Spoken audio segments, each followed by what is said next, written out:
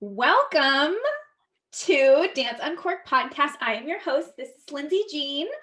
Thank you for joining me on my debut episode. This is episode number 1, and I have a very special guest with me today. Her name is Sophia Burke, and I'm still getting used to her last name. Me too. Because she was just recently married.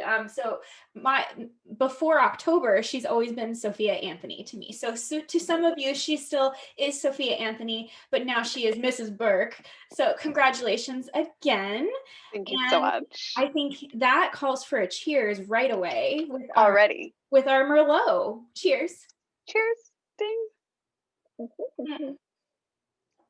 We have got a great episode for you today. So before I dive in to Sophia and some of the questions that we have for her today, I would like to talk about the wine we're drinking because this is called Dance Uncorked. So let's talk about Merlot. We have a Merlot today. Sophia, first of all, Sophia is in New York City right now, and I am in Oregon. However, we were able to find the same wine in our local grocery store. So we are drinking Bogle Vineyards out of Clarksburg, California. That's where the vineyard resides, and that's where they farm. And it's a Merlot. So that we are drinking a California Merlot. It is bold, it is big, it is beautiful, just like the state of California. So what's interesting though is that Sophia sent me a picture of her vintage, and she's got the 2017 and I've got the 2018. So we've got the same varietal, but a different vintage. So vintage is also, for those of you that don't know, vintage is the year of the wine that it was harvested. So we've got 2 different years, but the same varietal, the Merlot grape. So some of the things, I did some research. The Merlot from Bogle.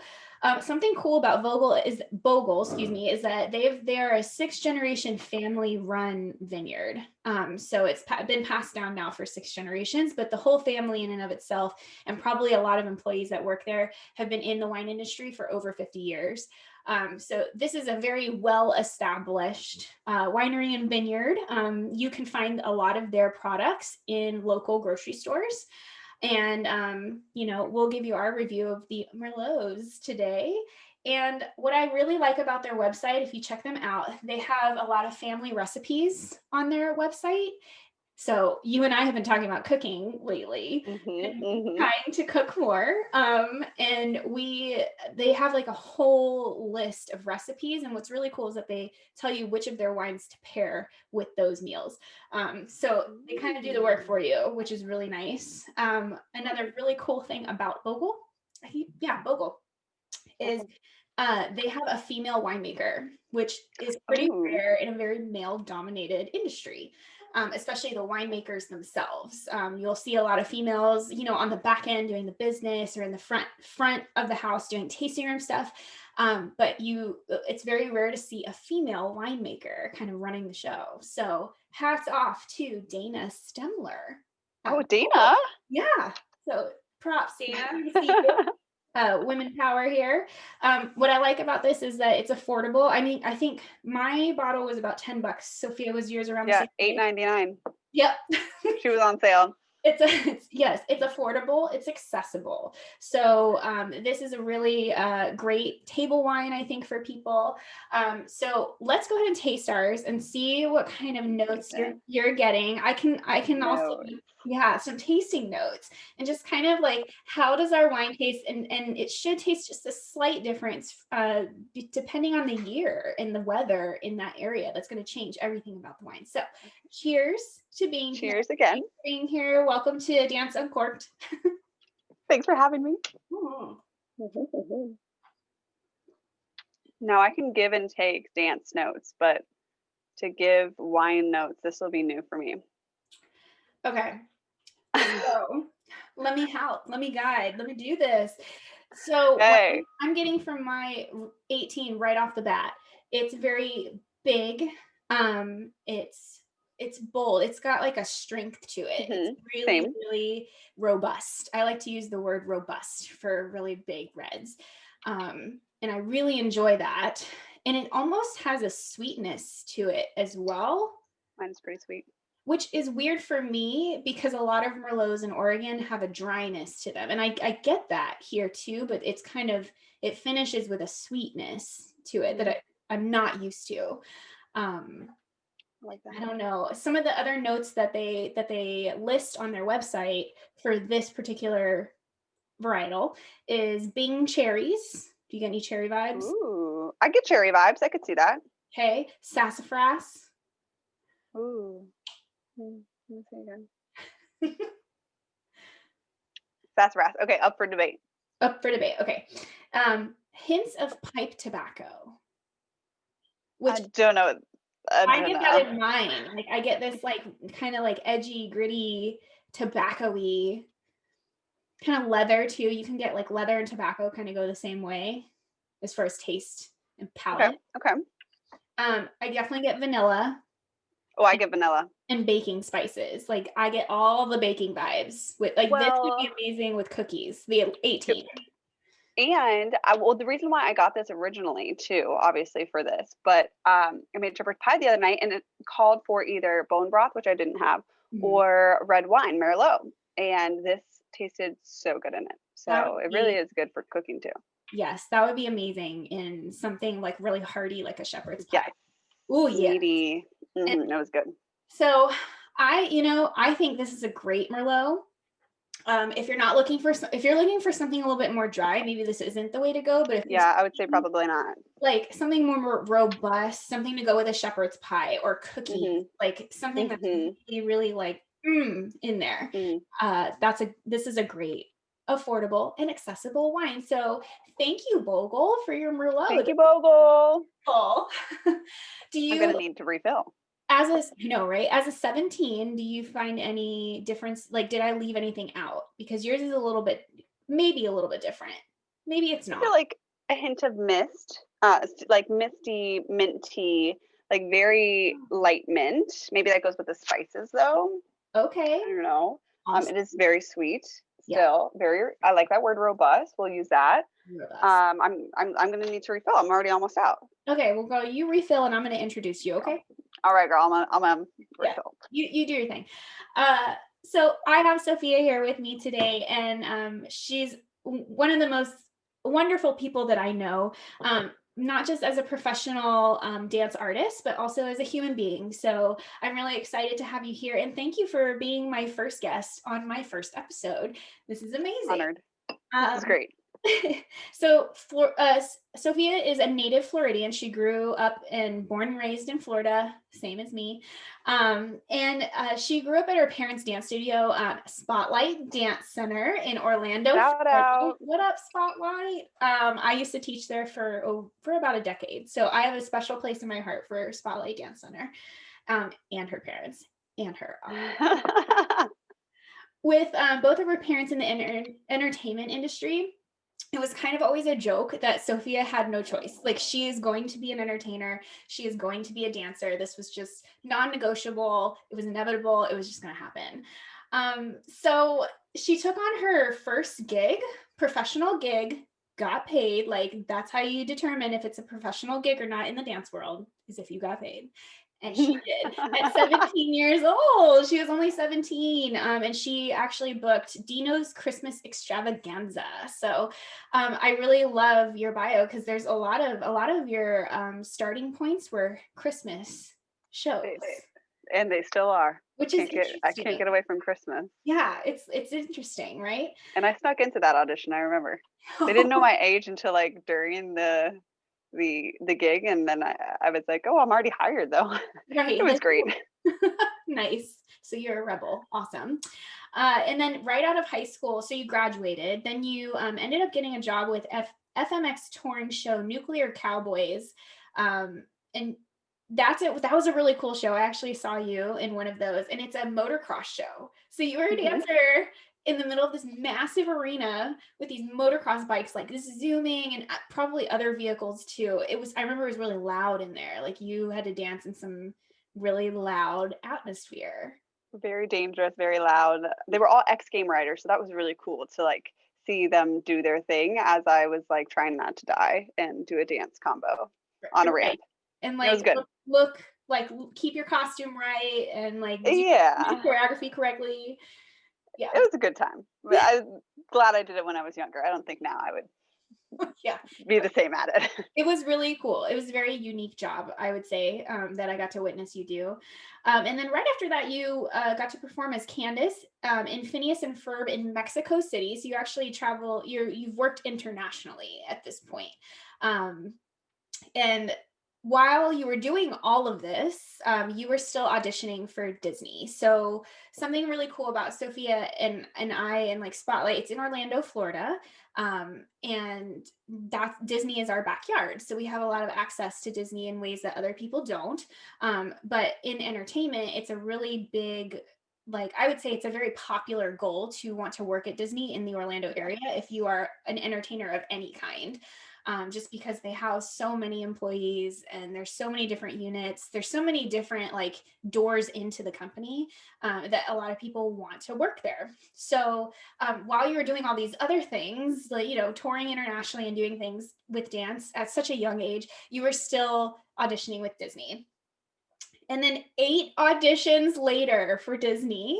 8, maybe 9. I can't keep track, but it was 8 or 9. Right, which it actually is pretty common, right? Like Yeah. Oh, very common. it's you know, it's very very rare for somebody to get the job on the first audition. You are like you know, it's a miracle if you do, Yeah. just because it's one of those relentless things where you have to keep auditioning, audition and go to the cattle calls and stand in line and audition with 400 other people.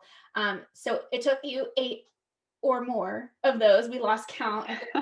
But you finally got your equity card from being hired to perform in shows like Totally Tomorrowland Christmas, another Christmas show, and live on stage, Beauty and the Beast live on stage, which is one of my favorite shows. As a child growing up, I used to watch the live show at, you know, at that time is called MGM Studios. And I, as a child, I was probably watching your parents on stage because they were Correct. in that show, which is super like crazy to think about. But so you followed the footsteps of your parents and you ended up booking that same show and you gained your equity card. So for those of you that don't know, Sophia, can you go over quickly like what an equity card is and like what does that mean to a dancer, like a working dancer? Yes. So, and of course, like all of this is in normal worlds where there isn't COVID and pandemics involved. Right. But in a normal world experience, equity card is very important for those who are interested in furthering their dance career as far as Broadway goes, any shows that are on that professional level that require a union. So this union, Equity Union, is where all of the Broadway shows audition and how they can pull their talent, where they can pull their talent from. And it's a catch-22 because you can't audition for these shows without having your equity card. But Mm-hmm. you can't get your equity card without doing an equity show. See, So you know it. Mm-hmm. it's like, Oh. what do you want me to do here? So a lot of these performers do want to end up working at Disney because the equity card is the main goal. And Disney is one of the few companies that you can gain that easily from doing one contract, whether it be a holiday 3-month stint or a sub stint or a full-time situation. And there used to be a number of, I'd say 3 shows on Disney property that were equity. So that would be a way to get that equity card.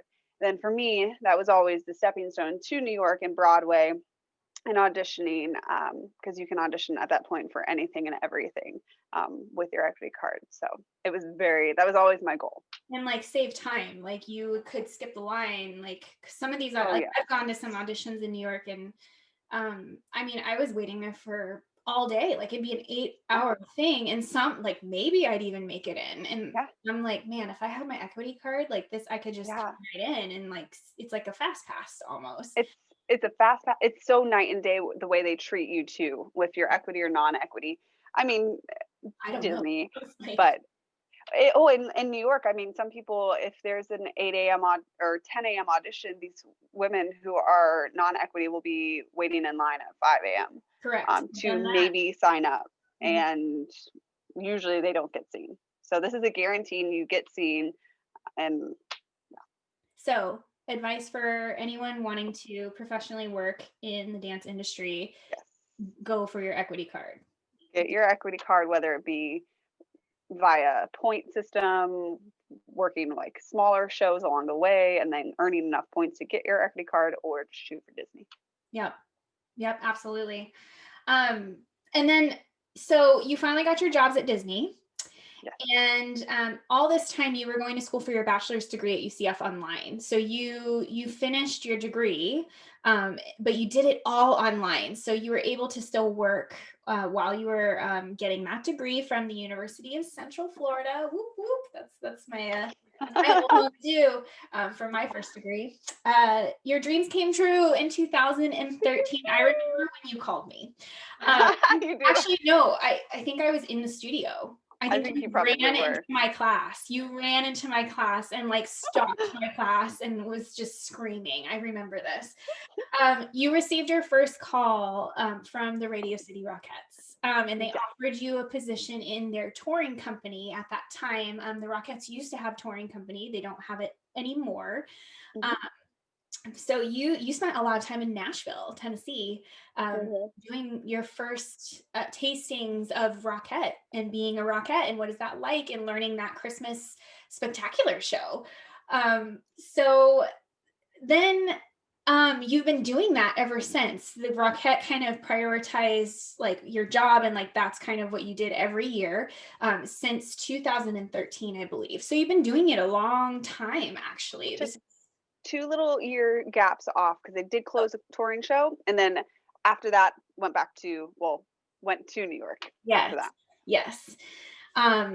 But then this year things have come to a halt for you. Completely. So I don't know if anyone of my listeners know, but we're in 2020 and there is a pandemic. I'm sure everyone is feeling the effects of this in any capacity, small to large. And when it comes to your job as a Rockette, Sophia, like this is a major impact to work, because right now there is no Christmas spectacular scheduled for 2020. Normally you'd be doing shows right now.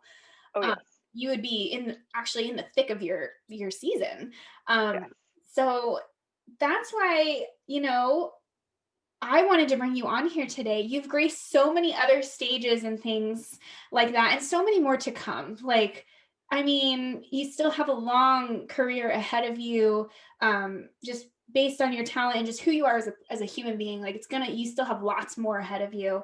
And I know your favorite stage, though, is the kitchen, in your loft apartment that you're sitting in right now, with your new husband, Thomas.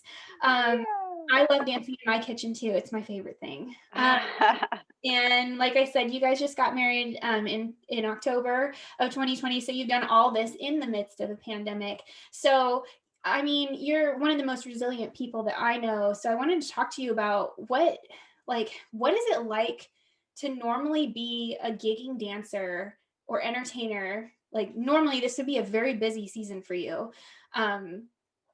But you're in New York City, living and working in New York City. What is that like right now where you're at? How's the city? How are you? What is going on in the entertainment industry in New York City right now? Absolutely nothing, which is very difficult as an entertainer. Which, like, going in, we had gotten married in October. We came back following that, and like we knew that obviously the city wouldn't be what it was.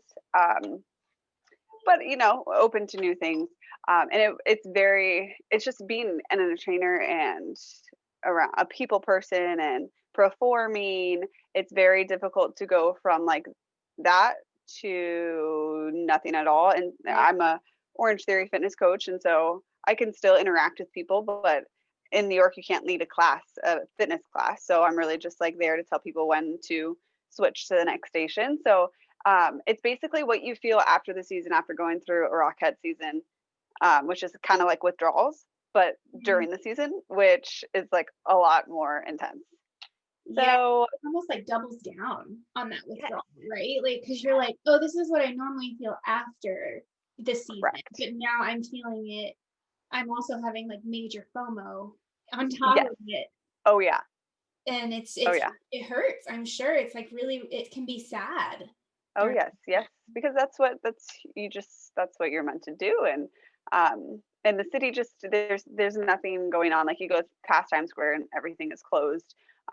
Some theaters will have like lights on, but no one is working. It's just it's a dark city right now, and it's usually just like obviously always hustle and bustle. So Right. it's a lot. Ugh, that I'm sure is not easy for you, for all of the people that do like your Rockette sisters. Like everyone's going through that, no matter where they're living right now. I know you're Hmm. living in New York right now, but you know the Rockettes come from all over the globe, so Yep. they're experiencing this at the same time, just you know, all over the place. It's just so the magnitude is so profound to Oh me, yeah. of how much this really, really, really has affected something that's an American tradition, right? Yeah. Like the Rockettes have been around for a really long time, like early 1900s is kind Yeah. of when it all kind of started up. It started like any classic story, starts with a few people, and then somebody gets interested in it that probably had money, and they turn it into something. So my with the Rockettes being such a historic element of American, like Americana, what like when was the last time Radio City Christmas Spectacular was canceled? Because in my lifetime, it's happened every year. Yes. I haven't been on this earth for very long, and sometimes it feels longer. But I would say, when was the last time, to your knowledge, that Radio City like hasn't done a Christmas show? Never. That's why it was so big, because this show has been going on since 1933 at Radio City Music Hall, and they've never Spanish flu stuff, like never have they closed, even when it was when Radio City almost closed. Like never has there ever been a Christmas show that didn't happen. So Right. this year was the year that came to be, and they pushed a lot for it to not be the year, but there was nothing in their hands that they could do. I think that's the most interesting part, is that the way it was taken down, it was just so like certain. Yes. Where and this is not just about Radio City like Christmas Spectacular. It's about like any show, right? Like I'm even thinking about the folks that work at Disney. Like that whole Hmm. entertainment unit is gone. Oh yeah. It's Oh yeah. gone. They laid everyone off or reassigned people. Hmm. But like the it just happened, like it happened so quickly, and it was just such a certain decision, or at least it seemed that way from, you know, the very outside eyes, from somebody that lives on Hmm. the West Coast, that, you know, has just like can, you know, get that information from friends that are participants, or, you know, by reading the newspaper, reading the news. um so what it as a current Rockette, you were entering into what, your sixth season maybe Hmm. with them. What is it like to not work this Christmas? Like what are you even doing? Like how does that feel? And um how are you handling that? Um, I think the beginning was the hardest because you didn't know what to expect. Thankfully, during this like season, because there wasn't a season, I was able to get married, and Thomas has been a great support with all of it. But like I know he's been an angel. And I wouldn't have the time to do what I'm doing, right? Like be married and like have time Mhm. if it weren't for this situation that we're in. So that's a blessing in disguise. But just I, being a performer, like that's where you're supposed to be. So, and I think maybe the fear or anxiety that comes with like the season being closed is, and with anything else in the industry, but whether it be Rockettes or Broadway, is what will it look like when things open in the future? Like, Yeah. will we dance like this close to each other. Like, how will that pan Yes. out? Can you even do the soldier section anymore? Like, I I don't, mean, for those that have never seen the show, one, do everything you can to see it when we're back to normal, quote unquote, like yes. whatever that means. If they can ever do this show normal again, I mean, the soldier section, they line up, they're on each other. And that's how the soldiers fall down so eloquently, is that you have to literally be body to body. And you leverage your weight that way. So I like, can you even do that from now on? I mean, obviously we can't now. It's, and like that's a classic choreography from 1933 that has been the same. Like the Wooden Soldiers Nativity, and like what will that look like come 2021 is the pivot, shall we say, of everything. But that was good. Yeah, I worry about like that too, like the aftermath of everything. Like, hopefully everyone's healthy and we can climb out of this with minimal impact, to our loved ones and to just the nation and the globe as a whole. I wonder about how this changes things from here on out, and like what kind of new things will we have to create? Will we be forced to create because we can't do what we have always done? And that includes choreography, like historic choreography. There's something really, really special about that. And I think, there's room to let some of the history go. But there's also stuff that is just so amazing that it's hard. It's like losing a piece of time. Like it's really, because it's so traditional. Yeah. Being a part of the Disney equity in like main stage shows, that's kind of a big deal. Like you don't have to be in a costume, like a fur costume. You're not a voice character. You are a main stage dancer. That's like top tier job at Disney. So as that equity dancer, with Beauty and the Beast, all of these shows are just not happening. And what I was reading, my Facebook started blowing up with friends that are working at Disney currently, that have worked in the past. They laid off almost all of the entertainment unit, and or reassigned them. So like dancers that were dancing in the Lion King stage show maybe are doing like custodial work right now. A job's a job, but the work that goes into, I'm just thinking about the work, and we were talking about the audition process earlier. It took you like 8 or more times to get into something like that. And then for it just to like be out of your control and just taken away, like, nope, no longer. What's your thoughts on that? Like if you were working there full time right now, I imagine you'd have similar, feelings about things. But with Disney in particular, it's kind of its own wheelhouse. What are your thoughts about that recent layoff for our entertainment industry in Disney in Orlando? Well, I think it's causing a lot of people, be Disney, Rockettes, anything, to consider, like not reconsider, but to like we have so many layers as dancers. We're not just a dancer. We sing on the side and we cater on the side and we do gigs and all of that. And I think that sometimes we get so, I think at least with the pandemic, we've gotten so like, I'm a dancer. And then this pandemic happens and it's like, okay, if I don't have that, who else am I? So, and I think that's causing a lot of people to think about that. And thankfully I was able to get my degree online. Like I would do quizzes in between shows. Right. And I had those resources from, supports, whether it be that helped me pay for college. And I think a lot of people may have put all of their eggs in one basket when it came to, I'm going to be a dancer and I'm going to do this. So I'm going to commit my entire being to this. But now what? So I think it's causing us to refocus, in which is a hard thing to do, because you're like, but this is all I wanted to do. But how can we be creative in a space that might not be a stage? Well, so I think a lot of people are asking themselves that.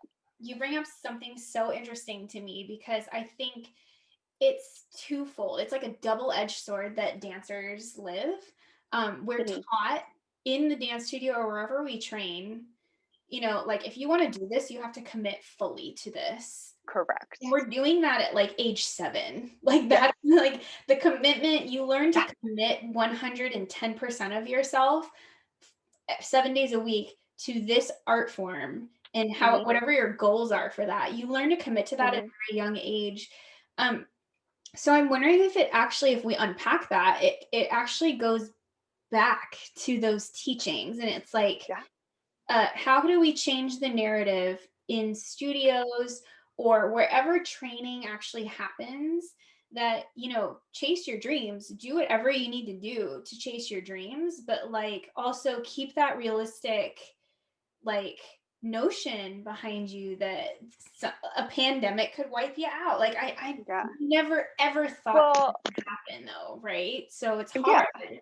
Yeah, it's hard because at some point, you can't be realistic because No. it's basically like impossible to make a career out of this, and it only takes like all of this faith and all of this like trust in this career path that only it doesn't happen for everyone. So I understand like you put all of your efforts into that, but then I don't know, it's like at one point you need to be realistic, but at the other point like you can't be Well, and then how because do you, like yes, and like how do you define realistic in this yeah, context? Like you can't, correct, I mean, no one could have predicted a pandemic, but correct, I remember like my parents always were like, make sure you have a backup plan. Cause I know yeah, the most common one is like, if you get injured as a dancer, like an injury might take you out of your career. And hmm, the same goes for athletes too. Like there's always this like, what's your plan B? What's your backup plan? yeah, Um, and and I no, like I'm reconsidering that after this entire thing. Like maybe that was a less of an annoying question that my parents yeah, constantly asked me. Like they knew, and of course, when you're younger, don't always listen to the people that are older than you when you should, because like they've done it. And I'm trying to go learn that as figure, I get older, right? Like, but like, it's not so bad to do lots of different things. yeah, And still have goals. Like I think that's something that we have to start navigating. And I think it goes all the way back to your teachers, like your dance mhm, teachers, the industry itself has to adapt at this point, because yeah, it's not surviving right now. It got cut. So yeah, didn't have make the cut, and it I did not. think a lot of yeah, I think a lot of the time what people don't like you said mention like your parents said like what if you get injured, but I think a lot of the time we don't think about like, and this is realistic, you are going to get older, like you're going to turn a certain age, and yes, people can make this a career for many years, but I mean like when is that point that you realize like I need to start preparing, and maybe that is in the way that we're training as kids, but I don't know, I have so many thoughts with that too, because going back to like resilient, you're always taught like push through, like you're not injured, like you're not hurt, just keep going. You're young and you are like bawling because you're in so much pain, and then you get to be in your mid 20s or 30s and you're like, "Oh, I'll push through." And you're like, "No, I really actually need to I can't. listen to my body." Yeah, and Yeah, like that's another conversation, and we will schedule that as another we will podcast, schedule it. another I'll get episode another coming at you. I'll refill. So, like, what are you doing? So, you're not doing Rockettes right now. You're in New York City. What you mentioned, Orange Theory. What are you doing for work right now, and how are you able to stay creative during this time where all of your creative outlets are kind of a void? Like they're just missing, or like absent, or they're just not really as accessible as they have been in the past. Correct. Lots of things. I'm doing things that I always pushed off and I said I'd do one day.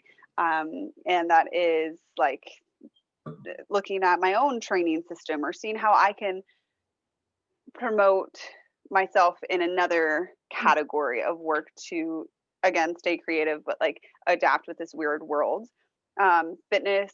I mean, I love that. I can still do that because you I can do call that you all the time. anywhere. I text you. I'm like, Yeah. We're what should like, I what are do? we doing today? What should I do for a workout? This is how I'm feeling.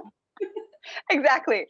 And Thomas and I had decided to move. So we are using this time to pack our life up and move to Florida where we can do a little bit more So you're of leaving. You're things we love. leaving New York. Peacing out, which was very difficult, but I'm at a place where now I'm very excited about it. Do you think a lot of other people are making that same decision right now? I do. I don't know if they're all performers. It is just, let's just say when I moved here and drove a U-Haul, my family did. I didn't. Drove a U-Haul up. It was $500. Margaret and Peter, thank you so much. To now leave due to COVID and everyone moving from the city, it is minimum $3,000. So a lot of people are moving. I don't know what it's going to look like. Everything is shut down and I mean boarded up. I don't know what it's going to look like coming back. Yeah. So I thought we would, be along for the journey to find out, but it's not worth it. So just right now, it's probably for you two, it's just best to go back to Florida for now until something Yeah. else happens up here. Yeah. And what's great, like you were saying, us Rockettes come from all over the world. So we could just sublet for 3 months with our friends. Right. So that's really accessible and good for us, but it's just everything. And we don't know when it's going to open back up. So Yeah. I hope we get some answers soon. I really, me really too, do. girl.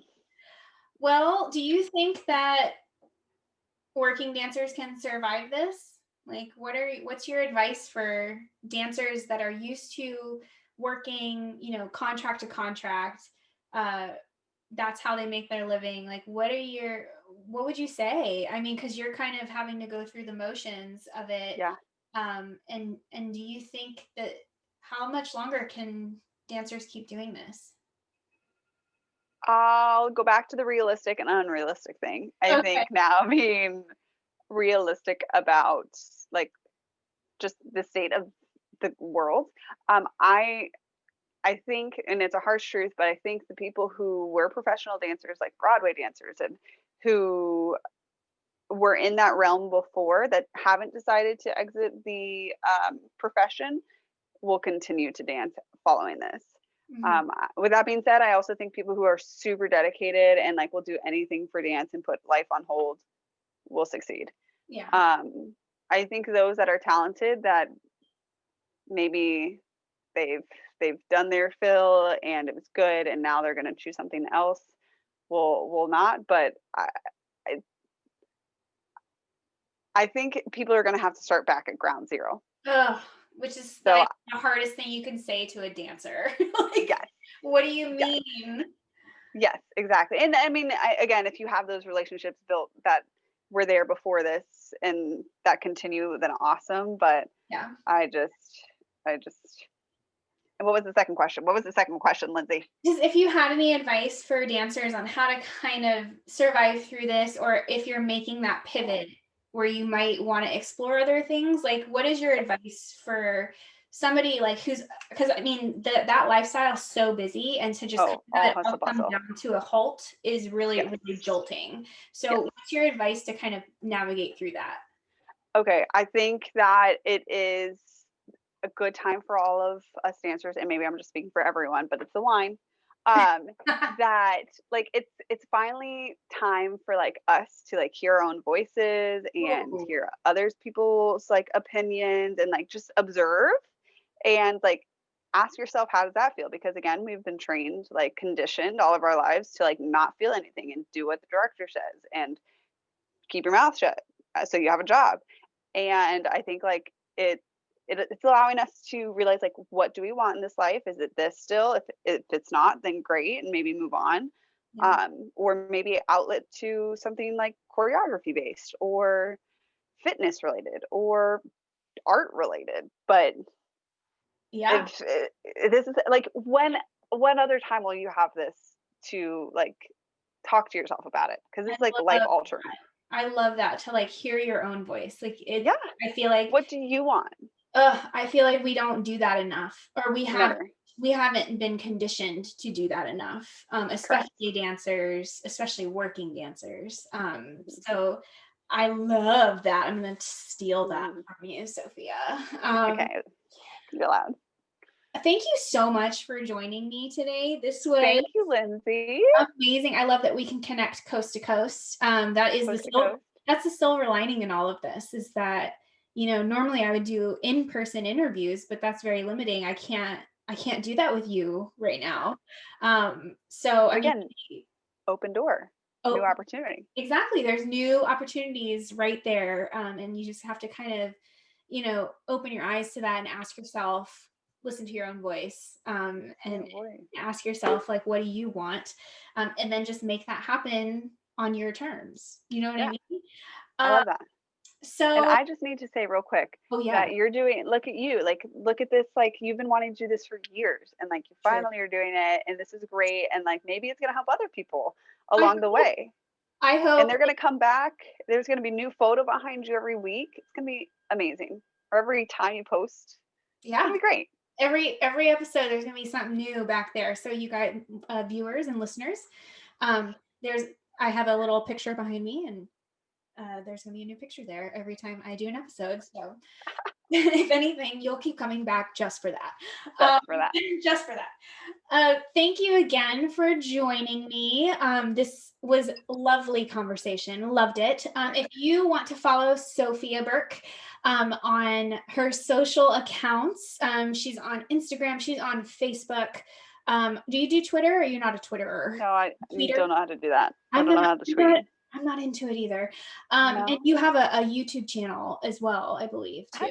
Yeah, dance fitness stuff on there. Yeah. Her account name to search for her is the one Sophia Michelle, and I will put it below in my comments. And you can subscribe to all things Dance Uncorked. Thank you for joining me on this first episode. If you want to follow Dance Uncorked, you can find me on Instagram, Facebook. I have a new website, danceuncorkedpodcast.com. And I will be posting these videos on a YouTube channel, Dance Uncorked Podcast. So I've got lots of different outlets for you. You can join me on Spotify, you can join me on iTunes, and I'm looking into other platforms as well. So make sure you subscribe and like and do all of those social media things to make sure you stay up to date with upcoming episodes. Thank you, Sophia. I loved having you. I love seeing you. It's been really quite a pleasure and an honor to be a part of your life for so long. Sophia was my student at one point. So it's been surreal for me to see the success that you've encountered along the way and that you will encounter in the future. So much more ahead of you. And I'm just really proud of you. And I loved everything you said. And I can't wait to see what you keep doing. Good luck with your move back to Florida. Moving that far away, and then moving back, and just like moving in general is really stressful. So I hope that you guys stay safe, and I can't wait till the next episode with you. It's going to be great. And like, I just want to throw out that I wouldn't be where I am without you in my life. And you taught me how to dance, and you've changed my life for the better. So thank you. This is amazing and all full circle. Full circle. Win-win, baby. I love you. Win-win, honey. Cheers. Have a good rest of your day. And thanks for tuning in to Dance Uncorked Podcast. See you next time. Cheers, babies. Bye.